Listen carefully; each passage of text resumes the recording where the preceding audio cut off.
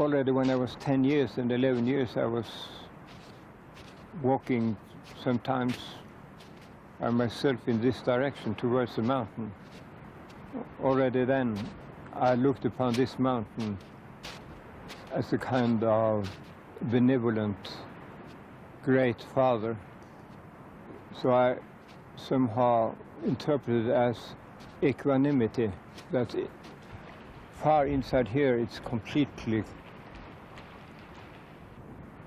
not harmony is too strong word, but at least you are in balance. There's a balance inside here, and this big mountain, this great mountain, I mean, seems to be such an entity. So it was alive for me.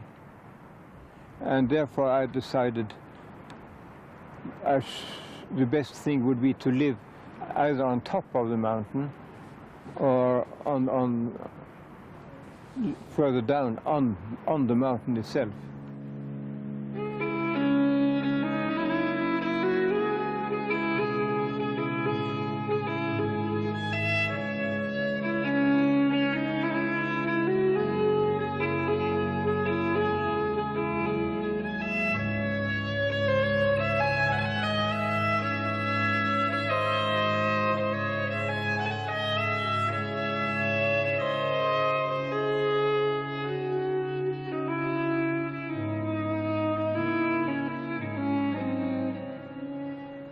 Perhaps people coming from other countries visiting Tvergasand think that there are many huts privately owned on this level, but there's nobody else. It's the highest privately owned hut.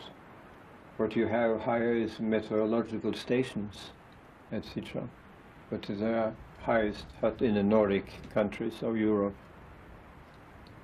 Nothing like it, and there are good reason for it because of the climate. I mean, why should you have an Arctic climate? I mean, but it is Hallingskarvet that I'm for. It's not the Arctic climate; it's Hallingskarvet. I'm obeying the urge of Hallingskarvet to come.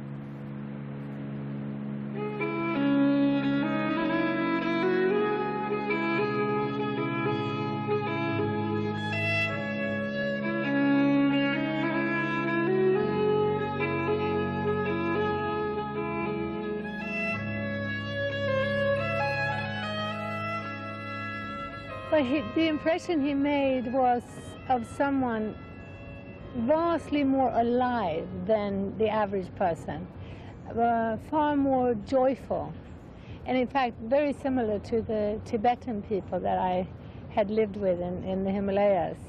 There's a similarity, and I think it has to do with that deep connection to the natural world. And so when you meet Arne in person, there's a kind of playfulness that you also see, that I see in a lot of Zen teachers, playfulness, and his playing with language, his playing with words, and his ability to engage in a kind of dance with deep ecology. Dance? Yes, I would say very much a dance that he has with deep ecology, with playing with the trees, with the flowers, and with the ideas. So there's a kind of serious lightness, which sounds paradoxical, but it's a serious lightness to his whole presentation, his whole being, the way he presents his being. And what has always impressed me very deeply about Arne is the combination of innocence with extreme brilliance of the mind. Usually you get intelligent people becoming partly arrogant, partly self-centered, but they just lose the spirit of freedom in themselves as a person. And Arne has always maintained it. Yeah? He is so childlike in his enjoyment of every moment of life.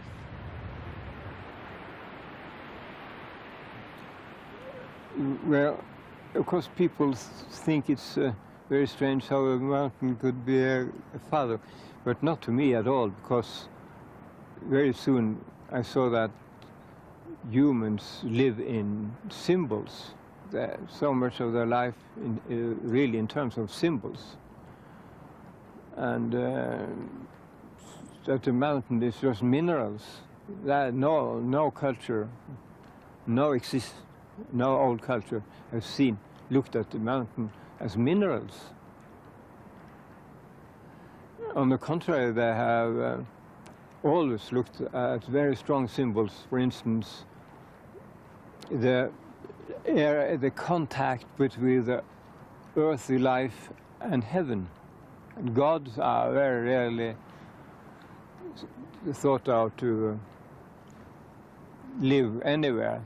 They live in heaven, or they live on top of mountains, or are mountains. So some mountains are holy in so many cultures, and you speak to them, you ask them for good advice, and so on. Only a mountain can get me that view, this fantastic horizon, and where you feel also powerful at the same time as you are very, very small. And that's important philosophically, that the less you are in relation to your surroundings, the stars and the mountains, the more you intensely feel that you somehow symbolically get part of it. You get greater, you get on par with it, you get feel good with it. So the more tiny you are, the more, in some sense, you are together with something great, and therefore get something of that greatness.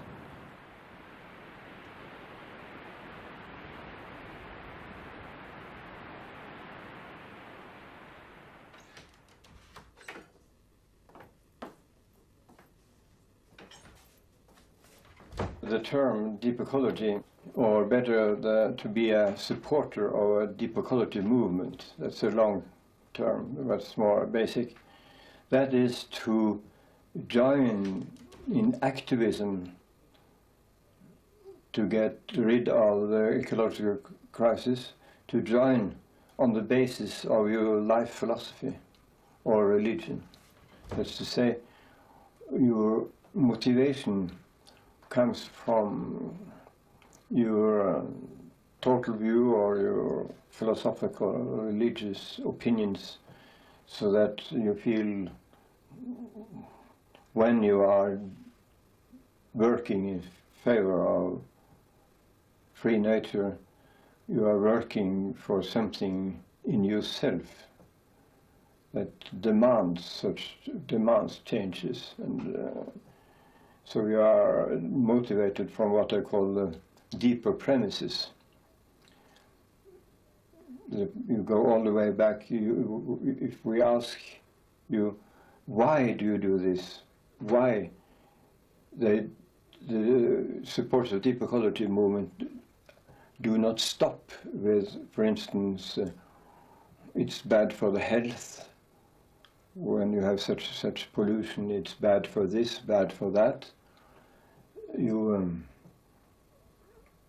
do not talk so much about pragmatic, what you call pragmatic goals, as that it cannot be done.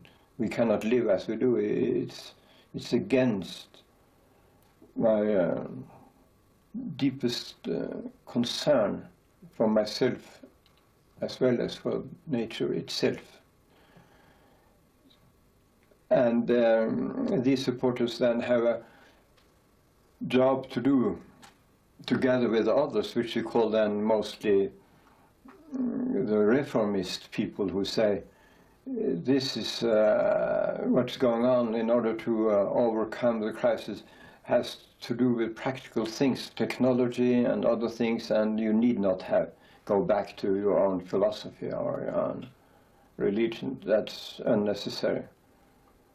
So it is those who go all the way back to what I call the ultimate premises, they are generally in favor of very harsh policies that seem to make a lot of trouble for you, but they say, if it's necessary, and no car. If it's necessary, I will not go by airplane in my vacations. I will not so and so, and I need no such and such project which require a lot of energy or to be made. So it flows from their inclination to live in a way that is universalizable. Deep, long-range ecology movement, deconstructing those phrases, first of all, it is a movement. It is a social movement. It is not an ideology. It is not a specific church. It's not a specific religion. It is a social movement. Social meaning people working together in community. It is based upon ecology, the relationship between organisms and their habitat. It is long range because it does not attempt in this movement to discount the future, but to take in account potentialities and possibilities of evolution of the system. And it is deep in that it encourages participants to ask questions of why. Most importantly, why am I here? What is meaning? So the movement, Deep Long-Range Ecology Movement, is, if we're basically a search for meaning in a world of fact.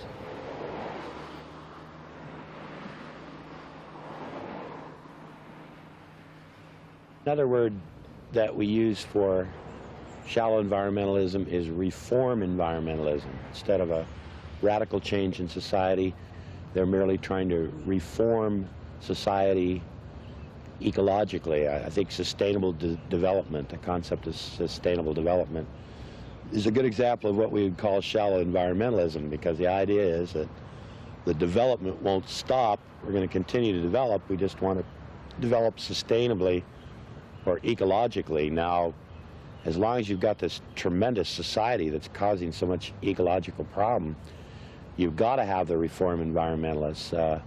You've got to pass the laws. You've got to take steps. And without the shallow environmentalists, I think we would have lost just about everything by now. So we're very indebted to this type of work that the reform environmentalists are doing. It's absolutely crucial. The deep ecology point is that it's not enough. We've got to go beyond that and start making fundamental changes in society. To me, the essence of deep ecology is moving beyond a type of environmentalism which is still based on a highly reductionist and a highly distant approach to the living world, to the natural world. To me, the essence of deep ecology is an expression of the need to develop our deep spiritual and both spiritual, intellectual, and physical connection to the living world around us, to the cosmos. That's for me the essence of deep ecology. Naess would say that people who are working in what's now referred to as the reform environmental approach, Naess would say we all should work together and collaborate, and we should encourage people who are working from what people refer to now as a more reform-based approach to be looking at more fundamental questions. That when one decides that, say, recycling or energy efficiency improvements or certain improvements with respect to farming are enough, they may not be enough, because even organic farming could encroach upon wilderness areas. Or when you're recycling, you're actually, taking a consumer-based product and then trying to reuse certain elements. But maybe it makes sense to not even think about using that product in the first place. So Naess would always argue that we need to engage more fully in terms of questioning all of our actions in life from this deep questioning perspective.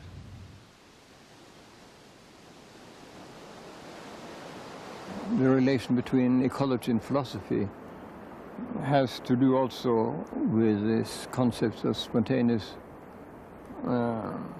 experience, because people would, for instance, say, we make a road now through this forest, and it's through the center of the forest, but the square meters of this road is tremendously small, the square meters of it. But then I would say it goes through the heart of this forest. And they say the heart of the forest, that's nonsense. We have a road here, and it's so small part of the forest that it makes no difference. So the spontaneous experience, when you get into the forest deeper and deeper, you have this feeling of being deep in the forest. And if you then hit the road, this completely disappear.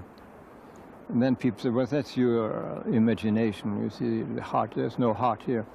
But if you start this way and saying there's no heart, it's just at certain distances, you get into a worldview which resembles that of Immanuel Kant, the great philosopher, where you end up saying the nature is without colors, even without shapes, and even without cause and effect, because relation of cause and effect is something created by humans.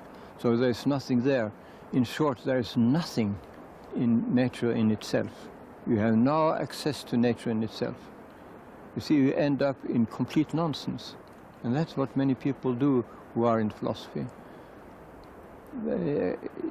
Even in contemporary so-called postmodernism, nature is something, only a limiting thing which you never can really see or appreciate. You appreciate only your own ways of thinking and feeling.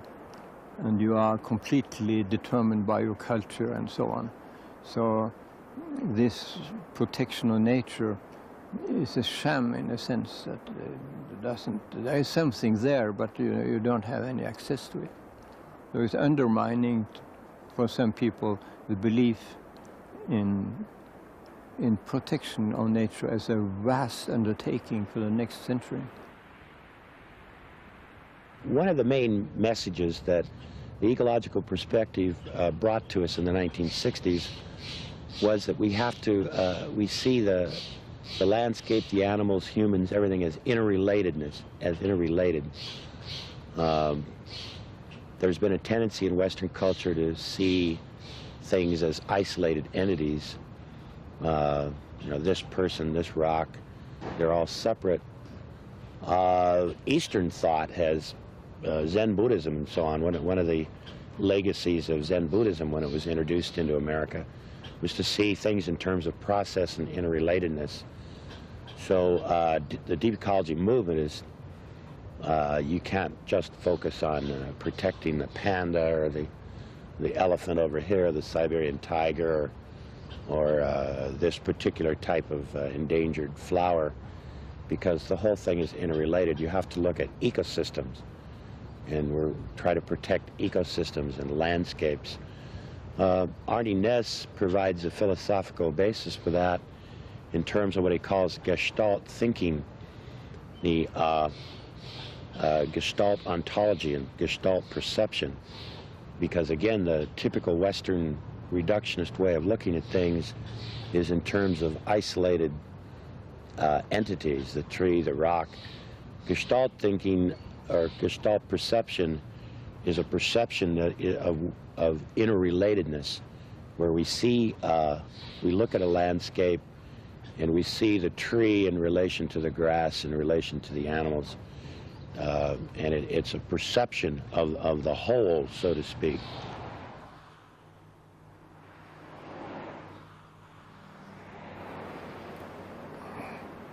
There's a mountain in southern Norway which has been used as an object for artists to paint.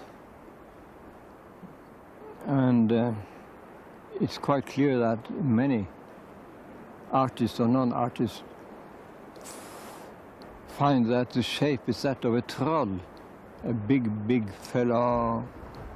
Trees are the hair, and Gestalt thinking is such that this spontaneous perception of a troll is completely on pair, is completely as adequate description of reality as somebody saying it's a heap of stones.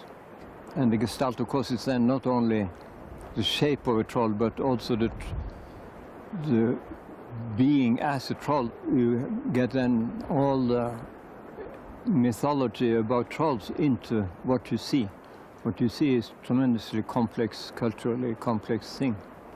When I talk about so much about Gestalt, it's because I have this opinion that science, and I think especially about natural science, only assert something about the abstract relations in reality, not about the content of reality. The content of reality you get directly through spontaneous experience.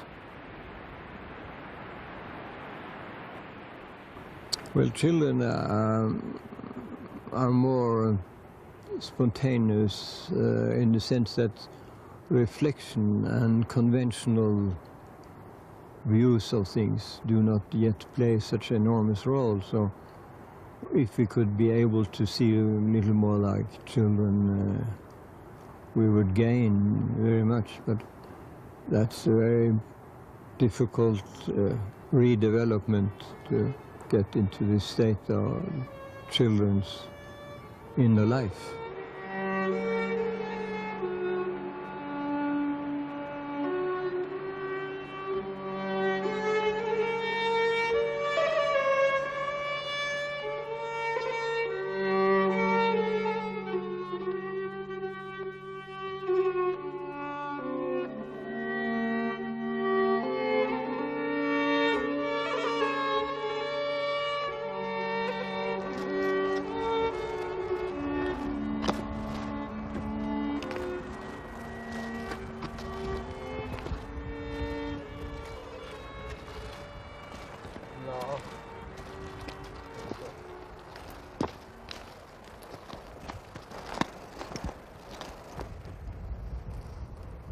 Well, I try to get the water from the top of the mountain, disappearing there, and then you have a source coming up again there, and I have then channels. And when it is quite flat like this, I don't destroy anything by erosion. And you see here, I try to make it flow all the way to the neighborhood, which is absolutely unnecessary, but it's so amusing. It's very amusing to be an engineer also. A lot of people say it's very tiny flowers. What's so special about it? Yes, because they are accustomed to this tremendous big, unnecessarily big tulips and so on. That's nothing for me. If you've been here some weeks to go and look at those tulips, oh, unnecessary, just material. But the soul, the interior life of the flowers are just as intense here as down in the cities. And here you have the contrast between the mineral kingdom and the flower kingdom. The contrast is so inspiring. This one here, for instance, is nothing, it's lacking nothing. It has no soil, practically no soil, but having a good time. I like to see Mountain Arne Naess. That's one of the most beautiful flowers here. It's said in the botany, you say that it's like this. And here, it's maybe this small. And you have to go all the way down. And then you see it's flowering, blooming, like this. So, You spent a lot of time writing here? yeah, it's between 10 and 15 books sitting in this. It doesn't disturb when you look out for some time and then you write something, you look out, and this horizon cannot disturb you, and the wind cannot disturb you. I don't think so.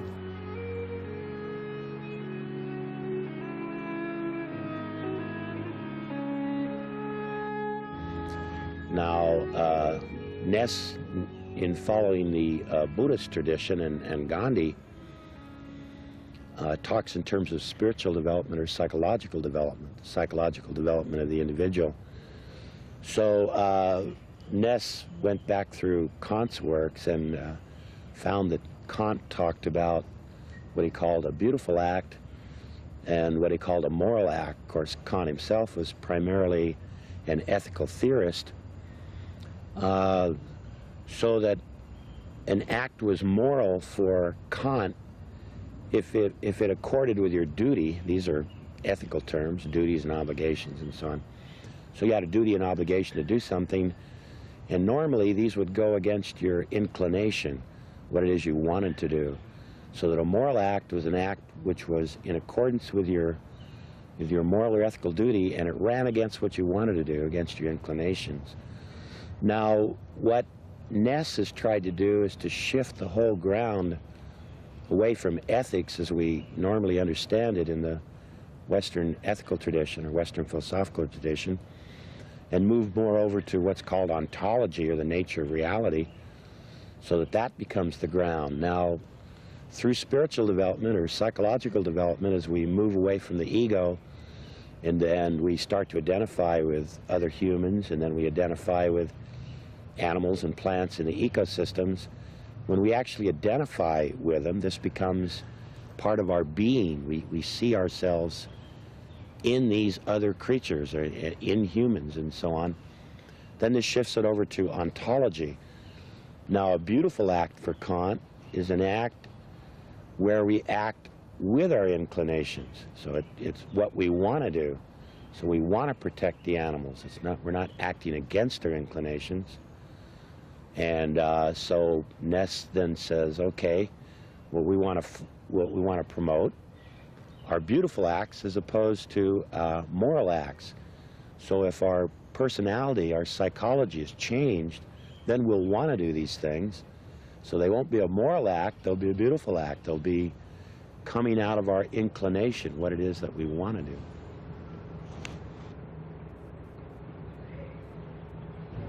Well, to me, self-realization is realizing ourselves as a part of an intricate web of living relationships. And I believe that to be, as it were, our true selves. I believe that many ancient traditions have taught that truth. That is the essence at the heart of many spiritual traditions, that we are at one with the cosmos, with the living world. And when we cut ourselves off from that reality, when we allow ourselves to think of ourselves and to live in a way where we feel separated from that, we become frightened little selves. We become very needy of power and control.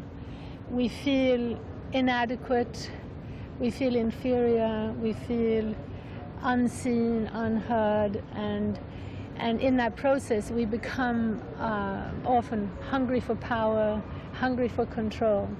When, on the other hand, we allow ourselves, and I think it's very important for children to grow up in this way, when we develop a sense of self in relationship to the living world, when we grow up in contact with the animals, with the soil, with the water, with the trees, and more relating to and experiencing that, particularly as part of everyday life, then we realize ourselves as part of something alive, as part of something much bigger than ourselves.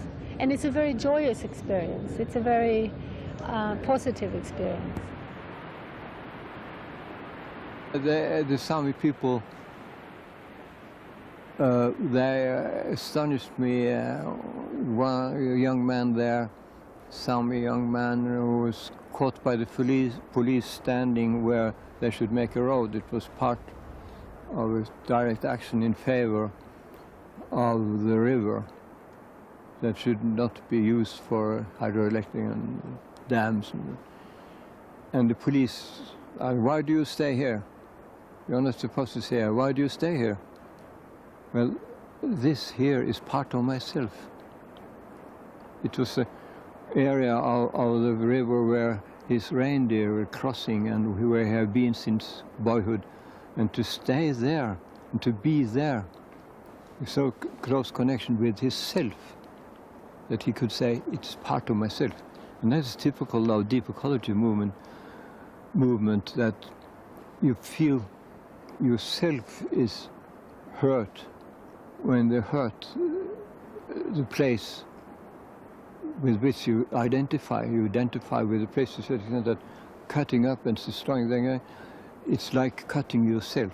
And it is cutting yourself, because yourself is much more than your ego. The self has to do with that with which you identify.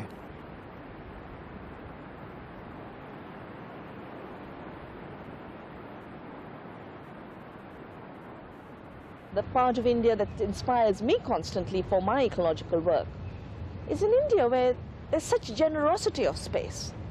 And that generosity shrinks with the robbing of intrinsic value of other species, with defining other species as merely being of value according to how they can bring you better functions for meeting human needs, or profits, even more usually profits, which puts only two options for our relationship with other species. One is dispensability. If they're not useful, push them to extinction.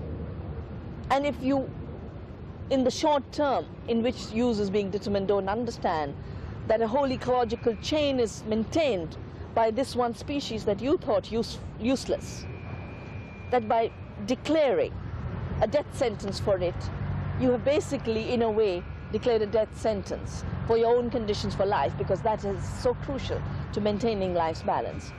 The second thing is, even for the species that are found of value, you manipulate them, you distort them, you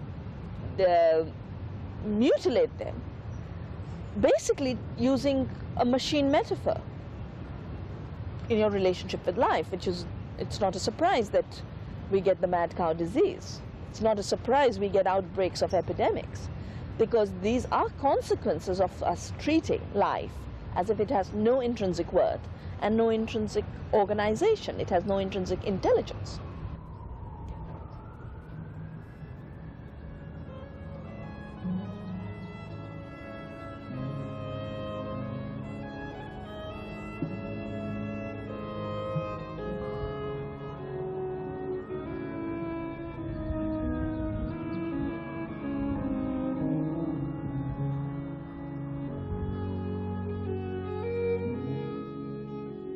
I think the problem with humanism is its arrogance and its hubris. To say that humans are superior to nature or separate from nature is to deny or defy the laws of ecology. Humans have crossed from the first world of nature into the second world of culture. But to say that it is the destiny of humans to control something that is larger than ourselves, to control a system which is larger than ourselves, is to place humans as basically gods on this planet. the deep long-range ecology movement sees humans as having very unique qualities, very special qualities. There's nothing in the deep long-range ecology movement that is anti-human, that denigrates humans either as individuals or as communities or as a species. The critique of modernism and of humanism in the deep long-range ecology movement is that humanism has confused bigness with greatness. Humanists attempt to develop bigger societies, bigger technology, mega technology, and claim that with bigger technology, humans are becoming greater. Greatness in deep ecology is cultivated through understanding of humility, that humans are plain citizens, in the words of the ecologist Aldo Leopold, plain citizens of natural systems, not lords and masters. In feeling compassion for the world, for the living world, of course we feel compassion for human beings. In fact, I would say if I have to choose, if sacrificing an insect or a snake to help a human life survive, I would do that. But I, therefore, am not saying that the snake in a fundamental way is less important than the human being, but I think it's quite natural that we feel a greater affinity to human beings. And I think it's very important that we spell out a very clear analysis which makes it clear to people that we are as concerned about human well-being as we are about the well-being of the earth. And they're one and the same. They're inseparable.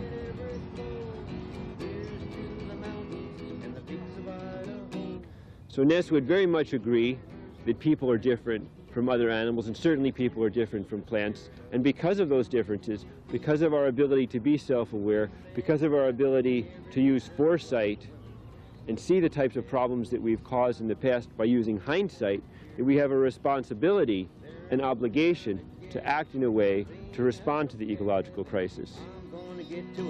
Come spring of next year, here's to the river, boy, may it ever flow. Here's to the mountains and the peaks of Idaho. Here's to the miners and the refiners of coal. Here's to the spirit of the air. Well, the bear and the snakes are at home in Hell's Canyon. There is no room for this tired old man. Forest Service wants to tear down my cabin. I'm gonna fight him just as long as I can.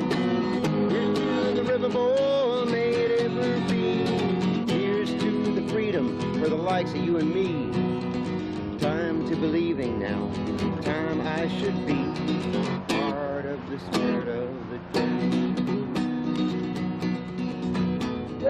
Arne's work has been deeply inspired by Gandhi, both in his philosophy as well as in his action. As far as the action is concerned, of course, very clearly, it's Gandhi's concept of satyagraha, of non-violent, non-cooperation and direct action that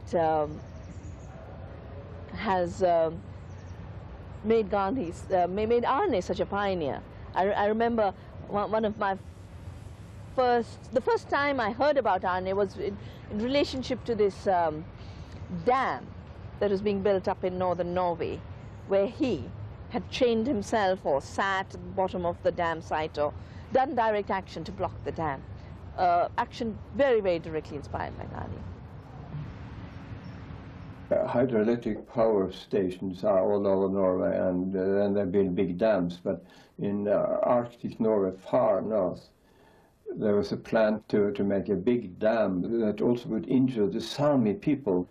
So there was a direct action. We stopped the building a road, which was necessary to start. It was summertime, and we didn't reach our goal, and then it was winter time. It's very cold, and that made an impression because we were more than 1,000 people, and it was a very harsh time. But the government sent a big steamer with 600 police to stop us. And according to the Deep Ecology attitude, you have to be very polite and very nice to people who oppose you. So according to the Gandhian principles, and the Gandhian principles are adopted by Deep Ecology direct actions, when they come like this to our camp, you see, very angry. They said, please sit down, have some coffee. And I couldn't resist that temptation, and they sat down, have a coffee, and they didn't turn around to our position, but they were not opposing us in a violent way or anything like that, you see. The slogan seemed to be very well chosen. It was, let the river live. La elven leve. Norwegian, la elven leve. Let the river live. Marvelous. I don't know who made that slogan, but like fire, that was the thing. Let the river live. We need not electricity. We can have electricity from other places here in Alta. But let the river live, and that is typical Deep Ecology.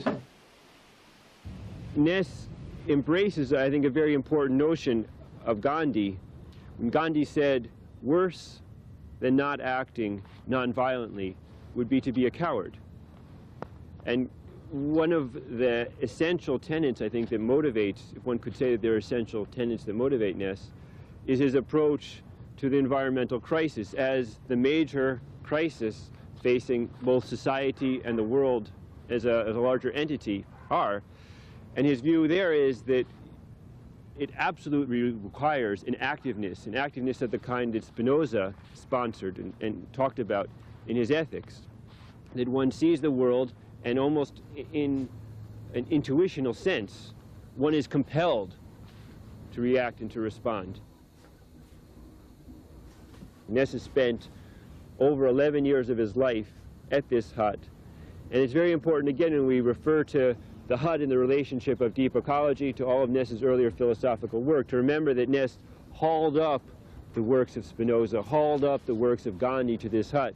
And that's where most of his major philosophical works were written. Even while he was teaching at the University of Oslo, he did most of his work at his hut. This small room is the only room that is so well isolated that in the winter we can have a fairly high temperature, and it's therefore very good to work here. So this is a real room where we live like as if we were in the winter time and Greenland or someplace. Here we really, this is the core of Tvergastein. Here sitting with this contraption here, I have been writing most of my books since 1938. I don't know how many, but many of them, and too many. According to Spinoza, it would be too many, I think.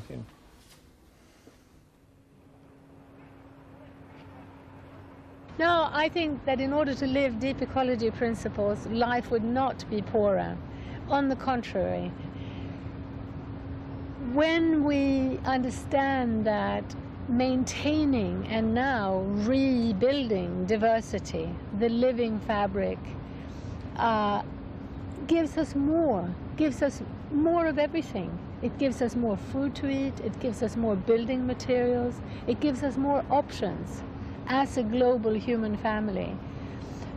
So that it might mean a life that's quite different from the urban consumer lifestyle. But I think at a level which answers most people's needs, their heartfelt needs, people would actually find life richer. And they would find it richer for those spiritual reasons, but also in pure material terms, when it comes to what we really need to survive, which is healthy, fresh food, clean water, clean air, adequate clothing, adequate shelter. Now, for all of those things, we would have more, and we would have greater comfort. Deep ecological solutions are the only viable solutions to ensuring that every person on this planet has enough food, has enough water, has adequate shelter, has dignity, and has a cultural meaning in life. If we don't follow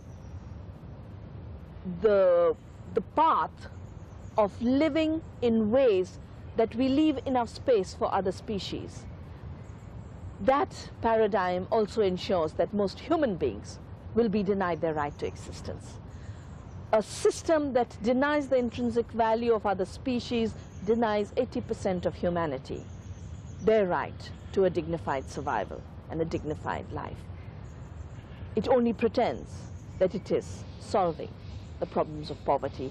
It is actually at the root of poverty.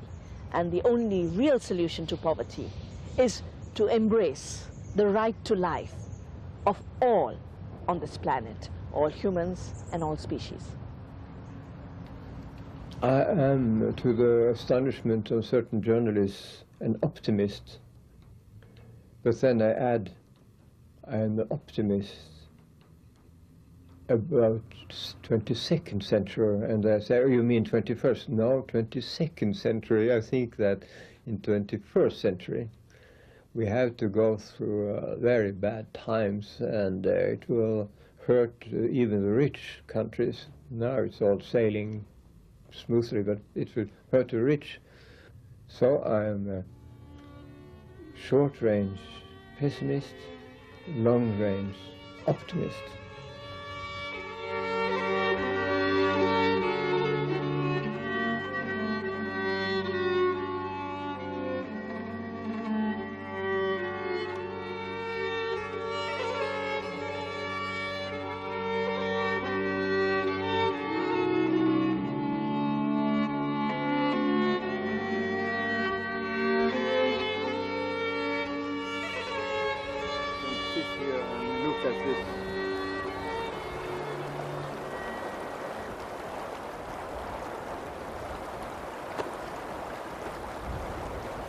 The longer time you use, the more it saves. I mean, you're communicating more and more the longer. You have all sorts of ways, tiny, tiny ones, and then little bigger, and movements this direction, that direction, and with flowing infinite complexity.